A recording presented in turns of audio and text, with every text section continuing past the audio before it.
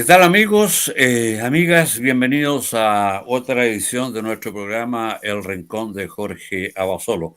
Nos vamos rápidamente con una presentación de dos libros que nos han llegado y que los recomiendo. RIL Ediciones nos mandó Cuando los recuerdos llamaron a la puerta. ¿Y sabe usted que este libro lo escribió un hombre de Traiguén, cerca de Angol? Falleció, claro, el año 2020. ¿Por qué están estos nombres de 1, 2, 3, 4, 5, 6, 7, 8, 9? A 4 alcancé a entrevistar. Calderón, Fernando Alegría, Braulio Arenas, Guillermo Blanco. ¿Por qué él habla de estos escritores y no otros? Dirá usted. Porque él fue amigo de ellos. De manera que habla también de anécdotas con ellos y anécdotas de juventud, las cosas que hacía, qué sé yo, jugar al trompo, perseguir a las chiquillas. Es un libro muy, muy humano, diría yo, de Jorge Navrat, que espero que entre quien tenga un busto, por lo menos. Ajá. Es un libro realmente entretenido y no olvidemos que Jorge Navrat fue miembro de la Academia Chilena de la Lengua. Me voy a este otro también de RIL Editores, En todo o El todo momentáneo. Si usted está metido, le gustan los temas de ontología, filosofía, le recomiendo este libro. Juan Arellano, es para iniciados. ¿Eh? Aquí yo quiero rescatar un aspecto que dice, que subrayé porque me llegó mucho esto. Dice, ¿cómo comprendía Jung? Se refiere a Albert Jung. La conciencia, lo primero que me interesa destacar es que Jung no usa la palabra conciencia para referirse a un mero estado de vigilia, es decir, al estado de estar despierto y ser consciente de sí mismo. El concepto que tenía Jung de conciencia era mucho más allá. Se lo recomiendo, ¿eh? Sobre todo para los estudiantes o que les guste a quienes les guste la psicología. Y nos vamos a la sección carta porque estábamos pendientes. Íbamos a leer un montón de cartas, vamos a leer hoy día una por razones de tiempo.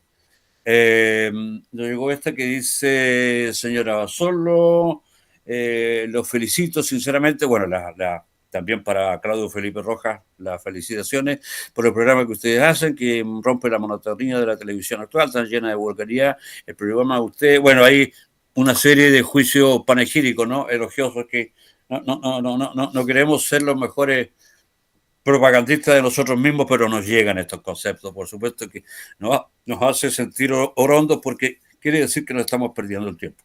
Y dice la carta que me llegó hace 2 semanas. Yo esperé, y ustedes van a entender por qué yo esperé 2 semanas. Quiero aprovechar la ocasión, agrega, para pedirles que aborden el tema de la salud mental en Chile, que con la inseguridad y la inflación actual en este gobierno ha aumentado de forma alarmante.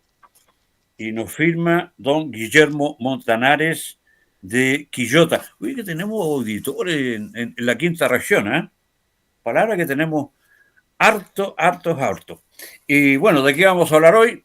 ¿Por qué esta carta? Porque vamos a hablar de psiquiatría con un gran médico psiquiatra y vamos a hablar de la salud mental.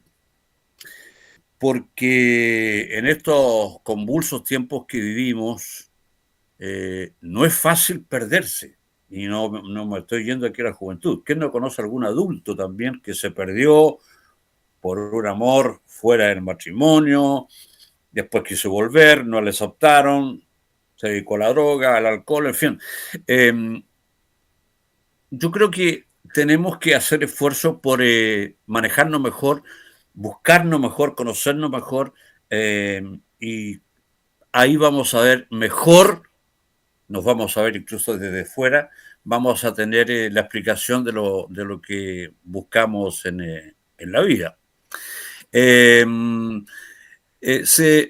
explicaciones para cómo estamos hay muchas. Hay un concepto nuevo de la vida contemporánea que con todos estos utensilios tecnológicos nos ha cambiado. Sí, nos ha cambiado, pero también nosotros podemos seguir una vida normal no abusando de estos equipos y de estos artilugios tecnológicos.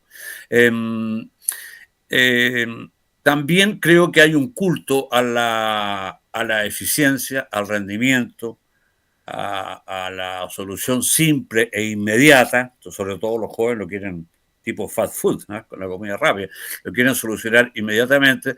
Entonces no hay rigorismo, falta rigorismo, porque las cosas que se hacen con rigor gradualmente tienen siempre una meta. Lo que se quiere hacer en una semana o en un mes no llega jamás a buen destino. Y bueno, en los tiempos que corren, y vaya que corren fuertes, casi nadie escapa a una especie de agotamiento nervioso, la fatiga crónica, o eso que yo llamo atonia volitiva. No los quiero marear más porque el tiempo nos está alcanzando. Bueno, así es que les vamos a presentar a nuestro entrevistado, que se llama Lister Rosell. Es un amigo, es un facultativo que lleva estudiando y analizando este tipo de casos de depresión, angustia durante muchos años, y en su condición de médico psiquiatra me aclaró, como somos amigos, que el estrés es la enfermedad de la inconsciencia, a propósito del libro que leí antes, de la pérdida de límites y hasta de la falta de Dios. Por eso, aunque algunos no lo creen, la gente que tiene mucha fe en Dios vive más en promedio que aquel que no cree o el que se declara simplemente ateo.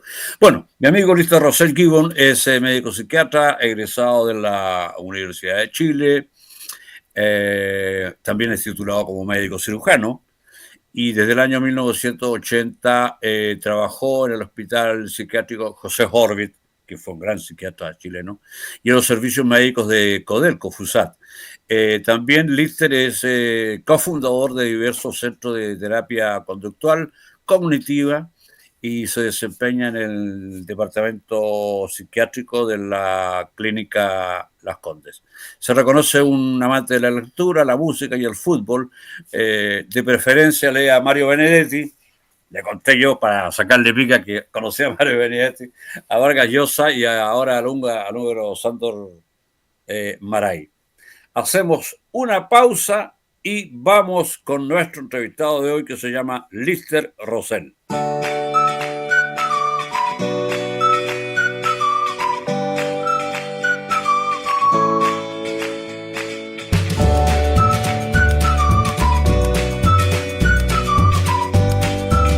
La confianza no se pide, se gana.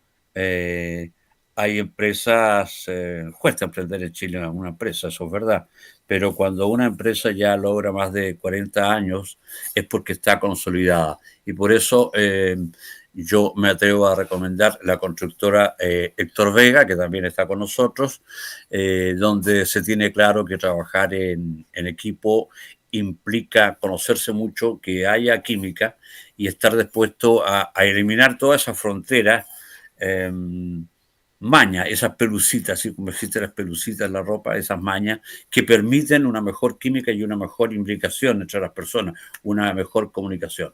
Por eso la gestión se enfoca en la resolución de problemas que cada día son más complejos, y en ese sentido el liderazgo ejerce un papel fundamental. Por eso le recomendamos la empresa Héctor Vega. Ahí va a salir también en el rótulo a mi izquierda o a mi derecha, no sé, esta empresa que también está junto a nosotros.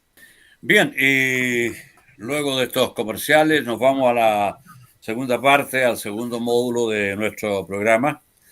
Ya lo habíamos anunciado, es un gran médico psiquiatra, amigo mío.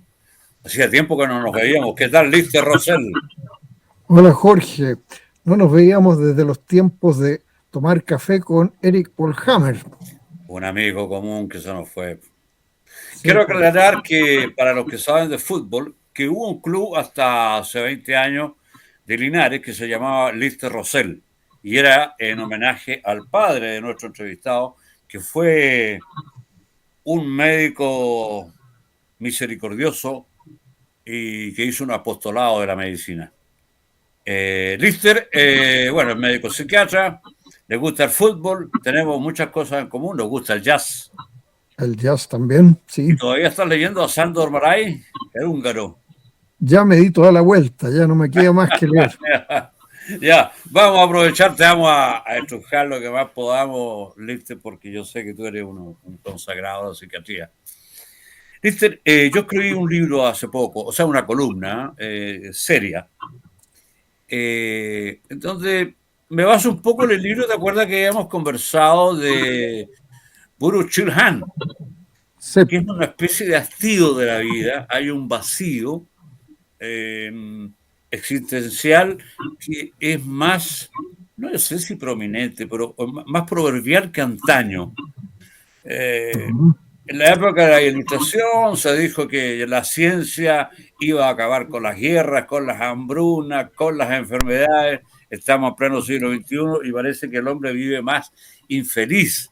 Entonces, yo noto cuando viajo y cuando estoy en Angol, cuando salgo aquí mismo, que hay escasas ganas de vivir. Eh, Veo al hombre incluso más lejos de sí mismo. Algunos ocupan como válvula de escape mujeres, amantes, drogas, alcohol, en fin.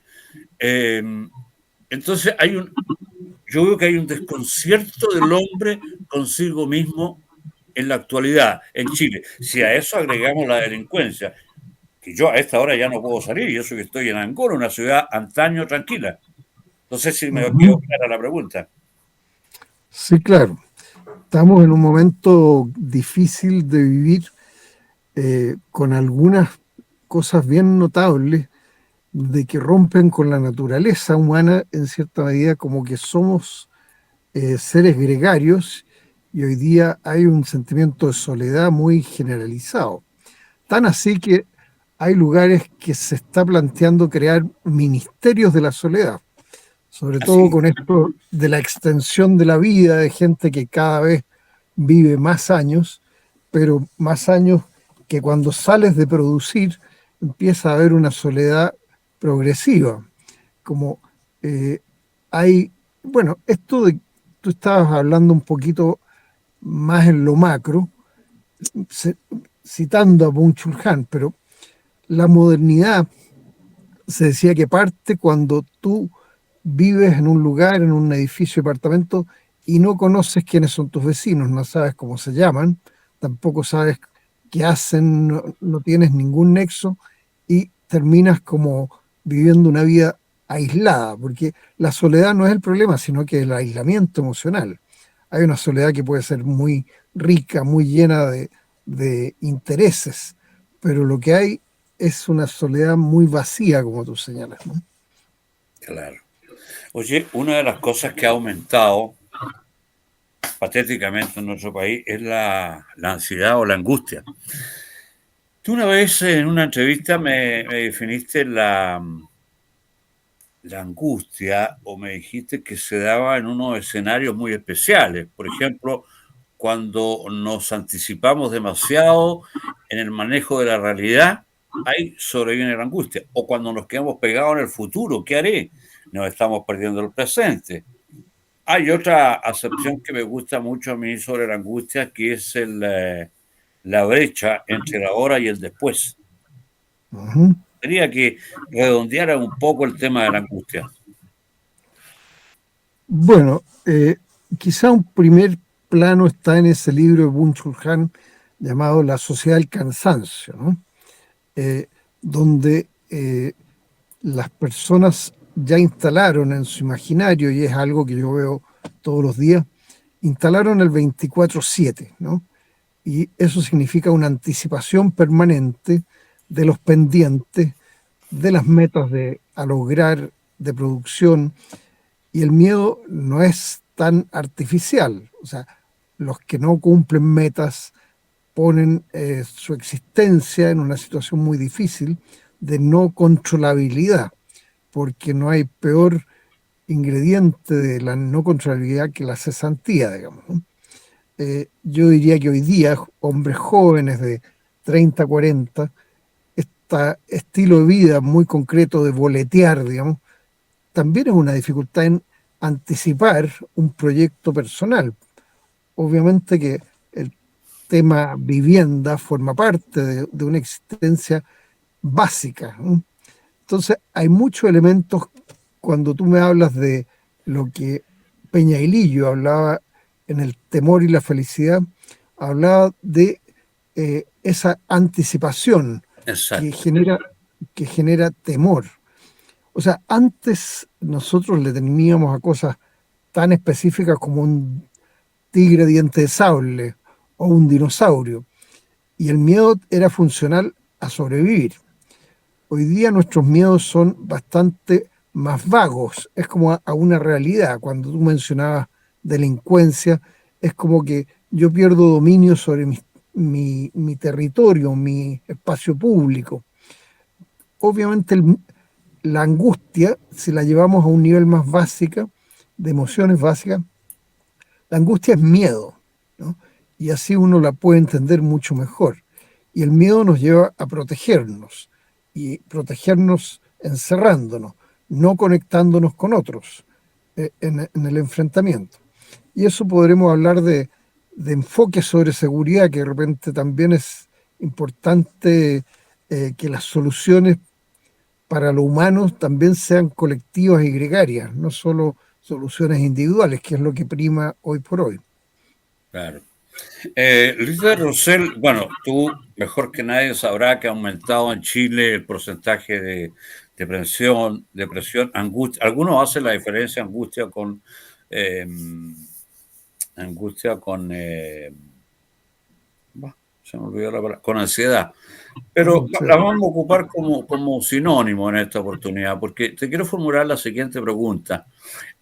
¿Cómo saber, como simple ser humano, que se está frente a una depresión? A veces esto se confunde con la ansiedad o con la angustia o con un estado de tristeza incluso con el déficit atencional o un simple bajoneo. ¿Cómo Ujú. explicitarle a un tipo común y corriente, que son la mayoría de los que nos están escuchando, cómo establecer esa diferencia que es una zona muy difusa? Es una zona difusa. Yo te diría que es difícil encontrar una depresión que no tenga ansiedad. O sea, siendo primariamente depresión, se acompaña de ansiedad. Pero quizás explicitándote cuáles son en general en las clasificaciones de la psiquiatría los trastornos de ansiedad, nos puede quedar más claro. Es decir, los trastornos de ansiedad son, por ejemplo, las crisis de pánico, lo que se llama ansiedad generalizada o neurosis de angustia. También el estrés postraumático, también es considerado un trastorno de ansiedad.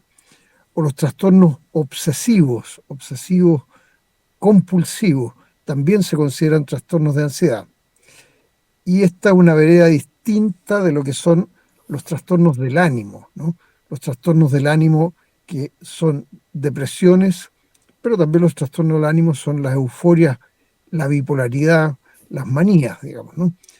Diríamos que el trastorno del ánimo es un tema más energético, como que te chupa toda energía y quedas como en un desgano y en una dificultad de enfrentar la vida cotidiana. Es muy invalidante la depresión.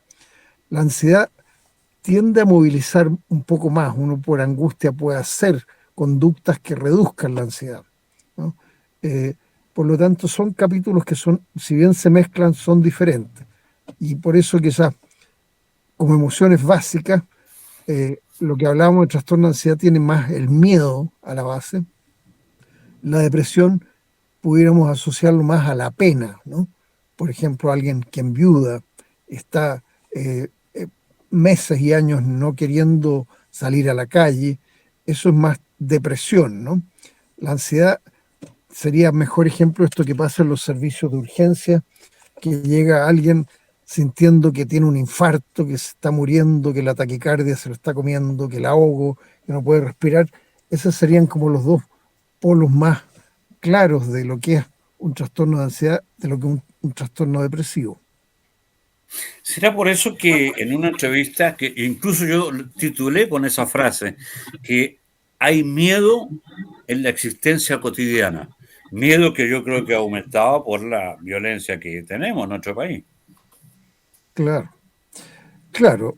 Yo creo que siempre que nosotros perdemos dominio de nuestra vida, quedamos como sin control de nuestras realidades, entramos en una especie de temor intenso, ¿no?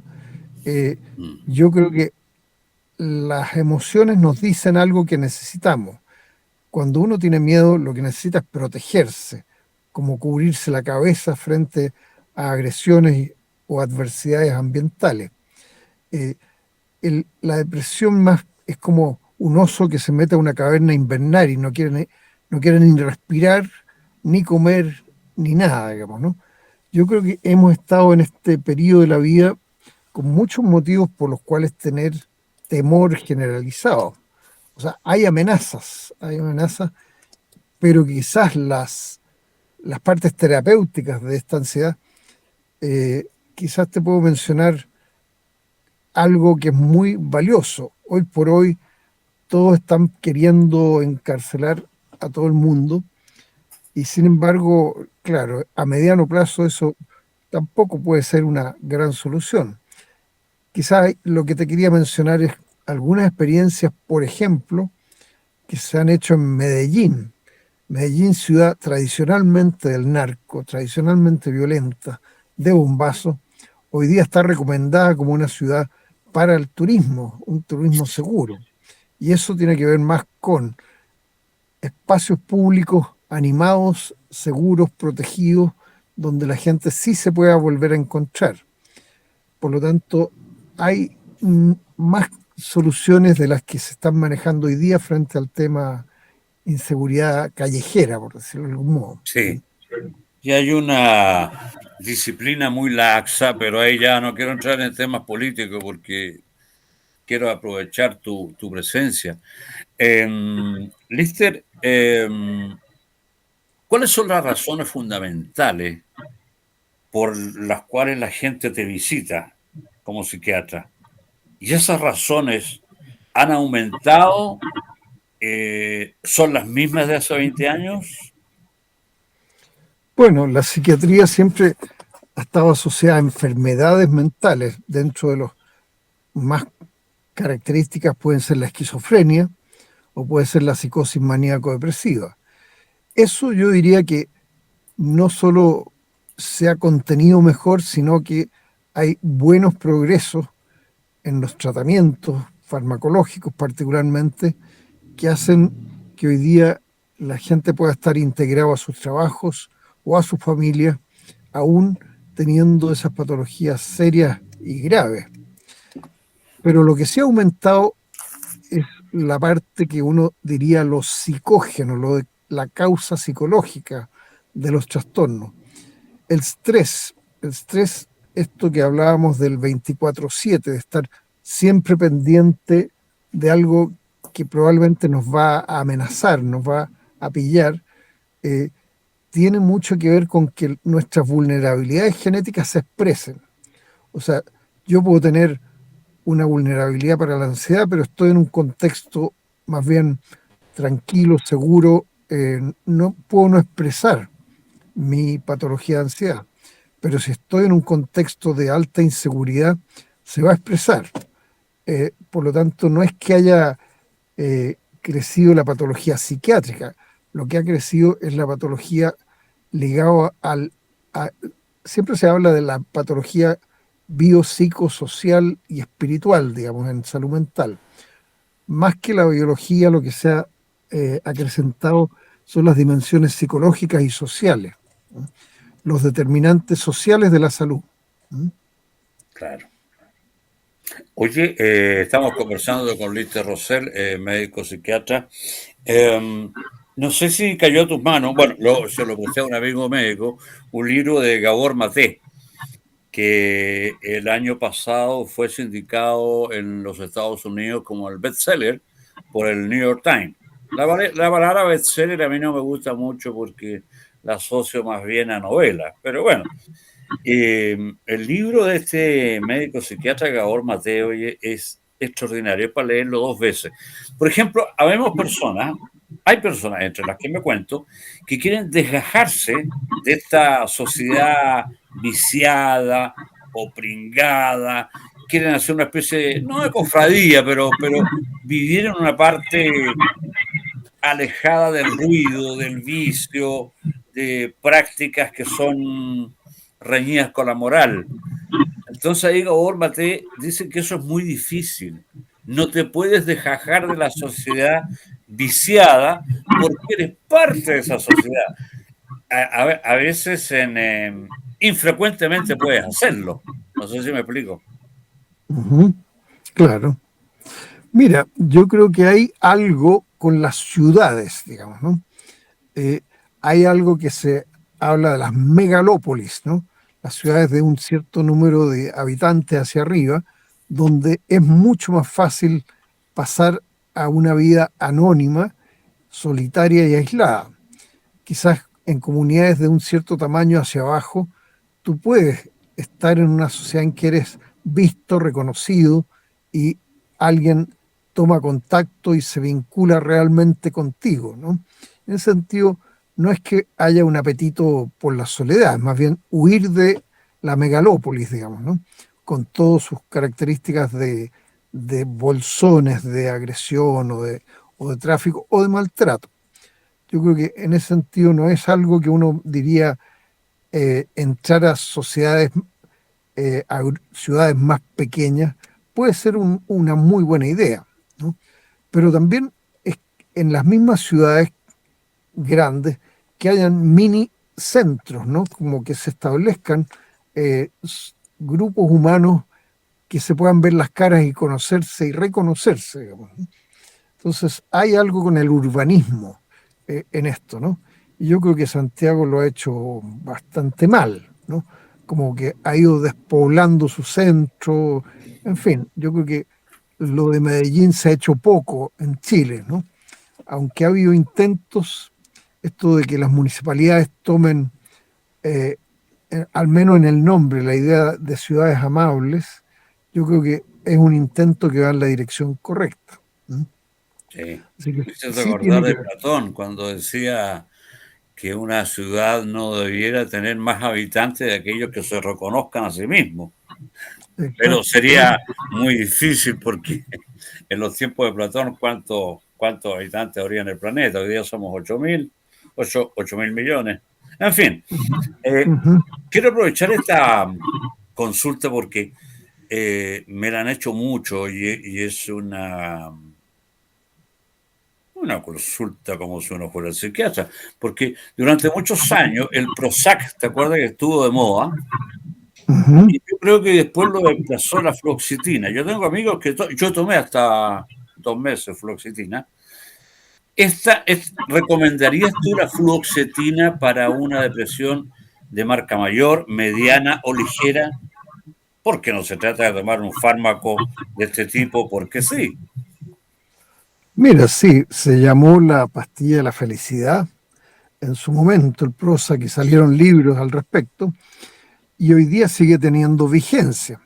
O sea, la fluoxetina, Prozac, nombre comercial, eh, está en un capítulo que se llama antidepresivos recaptadores de serotonina, pero en ese grupo hay unos 8 o 10, lo que permite hacer indicaciones un poco más precisas, porque hay depresiones que son con mucha lentificación motora y hay depresiones que son con mucha ansiedad.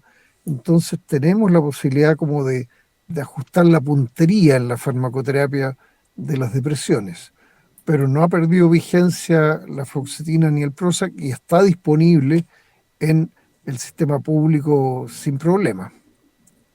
Claro. Oye, vivimos una sociedad machista, cada vez creo yo menos machista, pero el machismo campea aún mucho.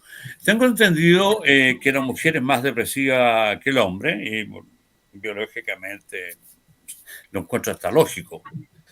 Entonces la mujer va más continuamente al psiquiatra que el hombre siempre quiere decir, no, si yo estoy bien.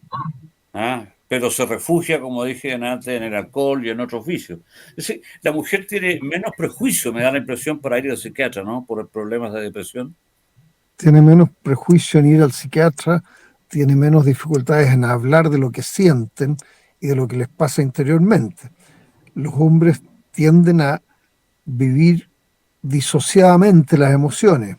por lo tanto es más probable que las mujeres ante un estrés importante hagan depresiones y es más probable que el hombre tome en exceso, por ejemplo, ¿no? O se aísle. Así que probablemente es una buena señal de integración de sus sentimientos con sus conductas y hay una ventaja de las mujeres en este terreno, ¿no? Le ponen palabras a lo que les ocurre, cosa que a los hombres les cuesta muchísimo. Claro. Oye, Lichter, ¿han aumentado las visitas a tu bufete, a tu oficina por casos de depresión en los últimos meses? Sí, yo creo que la depresión está...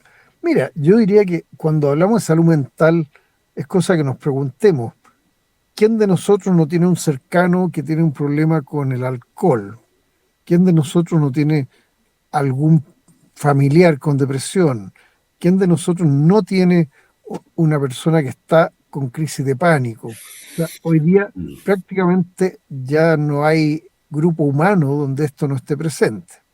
Y las depresiones, cuando el ambiente es muy hostil persistentemente, obviamente que se cae en depresión. Claro, exactamente. Oye, hay un concepto que me dices tú en una de las varias entrevistas que hemos hecho. Me dijiste que hay en la actualidad una disfunción de los vínculos y que es uno de los grandes problemas que enfrenta la sociedad chilena actual. Y yo no entendí muy bien eso que me dijiste, ¿para qué me voy a hacer el canchero y el ilustrado? Esto de la disfunción de los vínculos, que sería uno de los grandes problemas que enfrenta la sociedad chilena actual y que me imagino en el último tiempo ha aumentado. Entonces me gustaría que te playaras un poquito en eso. Sí puede ser una palabra un poco cursi, ciútica o técnica, digamos, ¿no? Disfunción de los vínculos significa lo que nos pasa viviendo juntos, ¿no? Eh, esta, lo que decíamos al principio, el 24/7, el estar centrado en la producción y de repente es uno de la pareja o los dos, empieza a generar una no presencia eh, en, en la en la crianza, por ejemplo, ¿no? Hay unas cosas horrorosas que ocurren hoy día con los niños que van al colegio y después van a un after school, digamos, ¿no? Mientras llegan los padres a las 10 de la noche, ¿no? O sea, obviamente que es todo lo que es transmitir cariño, transmitir seguridad a través del abrazo, a través del estar tranquilo, con padres que están saturados emocionalmente, obviamente que es algo que empieza a reproducir eh, un tipo de sociedad en que hay una especie, hay una palabra más ciútica todavía que se llama alexitimia, que son personas que ya no La saben leer. imposibilidad de mostrar los sentimientos. Yo fui alexistímico mucho tiempo, por eso lo entiendo muy bien. Claro, personas que ya ni leen lo que les pasa, ¿no? Solo es un malestar y que la irritabilidad es uno de los primeros manifestaciones críticas, ¿no? En los hogares hay como cuando entra la agresividad o la irritabilidad, empieza a haber un círculo vicioso, ¿no? Eh, Normalmente el padre o la madre empiezan a, me merezco después de todo este día tomarme un par de traguitos, digamos, ¿no? Y empieza a haber distancia generacional con los hijos, que hoy día por lo demás, con suerte, hay un perro en el lugar de un hijo, digamos, ¿no? Empieza a haber como vínculos de desconfianza. O sea, esto lo mostró, ¿te acuerdas que lo hablábamos el programa Naciones Unidas, de la subjetividad de los chilenos? El primer temor, el primer miedo era el miedo al otro. Entonces, eso armando como una corriente de aislamiento y de desconfianza. Finalmente, eh, las encuestas continúan diciendo lo que ya no se confía en las cosas que hace bien confiar, en la pareja, en los amigos, en, en las cosas que nosotros podemos hacer juntos. Así que obviamente estamos en un momento en que se hace muy necesario el colectivo. Sí, hace poco me llegó un informe, oye, de la OCDE que es patético. Chile es el país que más desconfía del ciudadano que está al lado. Y por eso que Claro. se han potenciado los clubes, las ligas de barrio, las juntas de vecinos. Es patético. Mira, te quiero hacer una pregunta porque se la formulé a un colega tuyo y me descolocó con su respuesta, porque yo le dije que Chile estaba entre los países con mayor cantidad de depresión a nivel mundial. Había crecido mucho la depresión en Chile y él me dijo que estábamos solamente en el promedio. Entonces, esa misma pregunta te la quiero hacer a ti. ¿Cómo lo ves tú? Yo tengo una muestra que es más bien de los ámbitos clínicos. Eh, no sé si te mencioné un estudio que se hizo acá en policlínicos del área norte de Santiago, en que la gente que iba por cualquier razón, porque tenía la presión alta, porque le dolía la cabeza, porque tenía diabetes, la mitad cumplía criterios para la depresión, más el 53%. Y eso no era gente que consultaba por depresión. Vale decir, está muy presente y porque es muchos factores actuando para que la persona funcione sin entusiasmo en la vida, digamos, ¿no? Más bien estamos, esto del burnout, que en el libro de Byung-Chul Han, La sociedad del cansancio, no es que estemos solo cansados, ¿no? Sino que también el ánimo cansado se transforma en irritabilidad, en pérdida de concentración. Si tengo que rendir 10, ya soy alguien que solo puede rendir 4, y con lo cual se va dando una espiral descendente. Sí, Eh, a eso le tengo un nombre académico, pues ya que estamos hablando de atonia volitiva, es una falta de ganas, que a mí me ha pasado. Muchas veces yo hago las cosas por cumplirlas, por responsabilidad, pero no con el regocijo que las suelo hacer, incluso escribiendo, que es lo que me encanta. claro, claro. Ahí fíjate que el ejemplo de un elástico, si tú tiras un elástico, es un stress, ¿no? Lo estira. Pero si le permites devolver, prácticamente el elástico sigue operativo y funcionando. Si ese mismo elástico tú lo estiras y le impides el retorno, el elástico va a perder su tonicidad y aunque ya pueda volver, no va a volver. Algo hay así con esta cosa que se ganó en la historia de repente, esto de 8 horas de trabajo, 8 horas de ocio y 8 horas de sueño, como que la modernidad barrió con eso y por lo tanto ya no hay balance entre lo que es mi vida laboral y mi vida no laboral. Probablemente Y hay hoy por gente que, hoy perdona, se lleva trabajo para la casa. se lleva trabajo para la casa y está recibiendo mail del jefe que los está escribiendo a las 3 de la mañana, y además pidiendo que para mañana en la mañana tenga no sé qué cosa. Por lo tanto, el tema no es tan simple, porque ya las 8 horas de sueño, cuando tienes puros pendientes en la cabeza, ya no son horas de sueño.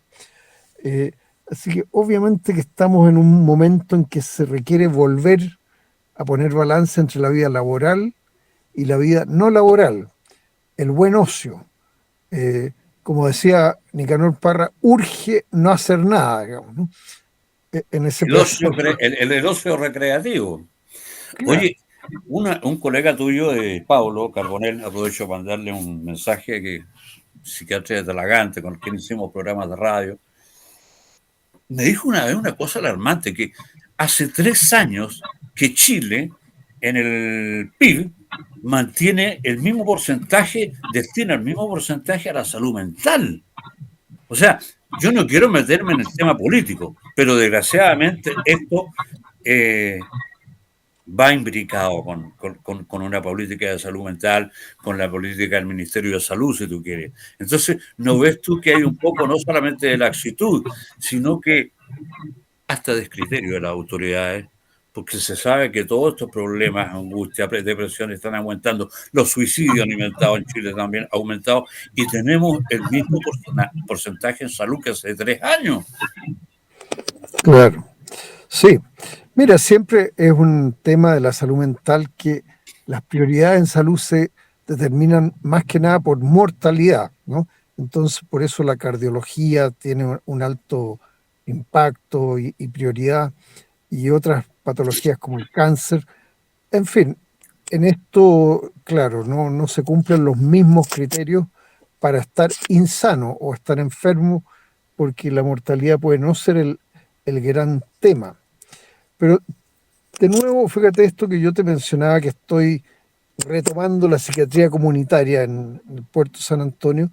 Es como que los colectivos empiecen a funcionar en cuanto a salud mental, ¿no?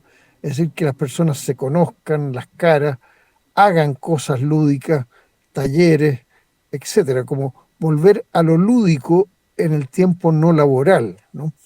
Esto, por ejemplo, si uno mira la vida cotidiana en lugares como España u otros, la gente trabaja y luego pasa una cuña de tiempo entre el trabajo y la casa en que se sienta a conversar cualquier cosa, ¿no? Y eso lo hace el día anterior, lo hace el mismo día, lo hace mañana, ¿no? Como esta función como de poder sacarse las pulgas, por decirlo así, mutuamente y apoyar al otro. Hay un ejemplo bien bonito en Japón, que hoy día se habla de los Moai. Y los Moai, fíjate que no son los Moai de Isla Pascua, sino que son grupos de 5 personas que se acompañan en todo y todo el tiempo, ¿no? O sea, incluso si hay hasta un tema económico, de salud, en fin, están ese Moai que constituyen, es como ayudar a vivir, sufrir acompañado, por decirlo así, ¿no?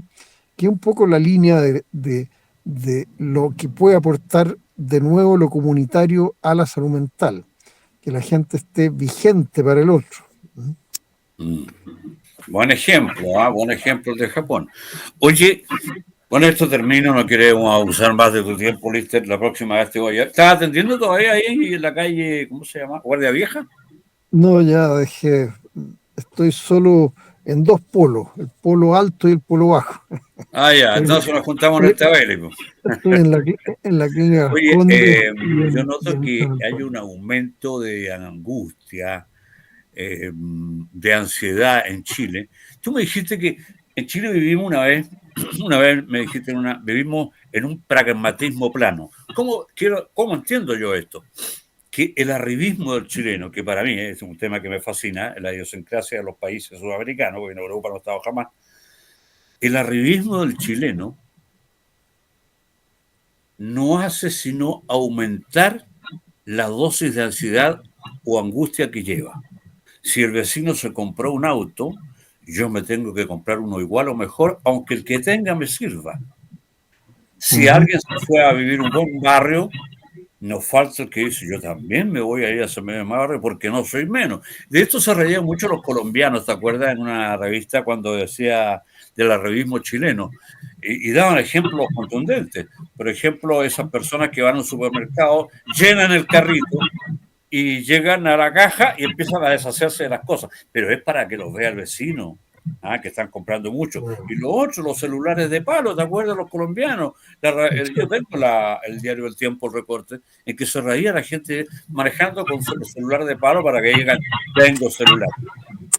Resumen, en sinopsis, ¿el Mira, arribismo chileno ha aumentado un poco su angustia? no, yo creo que está bien instalado. Yo creo que efectivamente, volviendo a eso del 98 PNUD, primer miedo de los chilenos, el miedo al otro, la desconfianza, el delincuente como metáfora. Segundo, el miedo a la exclusión, a no ser, o sea, si tengo, puedo pertenecer y ser reconocido como valioso. Entonces tengo que poner a mis hijos en el colegio donde los otros lo ponen, tengo que cambiar el auto porque otros lo están cambiando, es decir, empezar como a definir mi identidad por las cosas a las que tengo acceso como consumo, ¿no? Entonces, ese es el último. Y el tercer miedo, para recordarlo, el miedo al sinsentido, ¿no? De que mi vida, mi acción no incide para nada en la realidad, en modificarla, y ahí viene la desesperanza y qué sé yo, por ahí la Bueno, participación. yo soy un poco partidario de Albert Camus, que dice eso, pero no dice que la vida no tenga sentido. A rato se vuelve rutinaria y uno quisiera desaparecer para después volver, claro, tal vez con más ánimo, pero hay una palabra clave que coloca Albert Camus, que es la palabra pasión. Si tú colocas pasión, yo coloco pasión por este programa, fíjate, Lister, que fuimos indicados, Claudio Rojas también es vital en este programa. Somos un grupo pequeño y Larry Moe, que es el mejor comentarista de la pantalla chica, nos indicó como uno de los mejores programas en Chile. Y vieras tú las condiciones que nos hacemos. Yo, bueno. Aquí no se le paga a nadie, apelamos a los puros amigos, así que consta. Claro, no, felicitaciones. Y yo creo que eso hace la diferencia. Es decir, yo creo que hay que escuchar a Mujica hoy por hoy cuando dice, si tú no te preguntas del sentido de tu vida, para dónde quieres llevarla, no te preocupes porque el mercado te va a poner el sentido y vas a pagar tarjeta y tarjeta y el sentido de tu vida va a estar en eso de estar como un hámster en una jaula, digamos, ¿no? Ahí Gabor Matei, muchos tienen la razón, ¿eh? No se puede buscar la felicidad o la ataraxia, la serenidad fuera, en lo exógeno. El viaje tiene que ser adentro de uno mismo y eso por Dios que nos ha costado. Nos ha costado, claro. Y en términos de cómo nos vinculamos con el otro, eso se expresa, digamos, ¿no?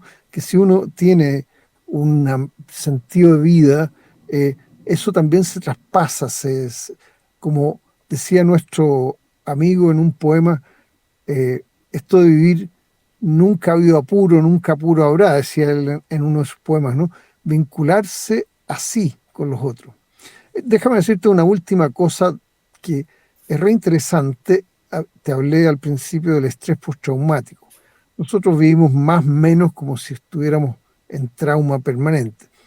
Pero hay una investigación que habla del crecimiento postraumático, que son personas que no quedan marcados por el trauma, sino que incluso tienen niveles de funcionamiento mejores que antes del trauma. Y está en unos dominios como cómo uno se detiene ante el que lo pasa mal, ¿no? Cómo uno entiende al que lo pasa mal porque yo lo paso mal. Y soy capaz como de separar lo que importa más y lo que importa menos, lo que tiene sentido y lo que no tiene sentido. Siempre, por supuesto, la sobrevivencia va primero, pero este es el segundo nivel de funcionamiento. Me hiciste recordar a Santandreu, no sé si lo has leído, sobre el tema del miedo, cómo a veces personas que han sufrido más que el resto llegan más lejos, ¿ah? Que parece una contradicción, parece una contradicción. Si ahora le agregas a eso la voluntad, tanto mejor.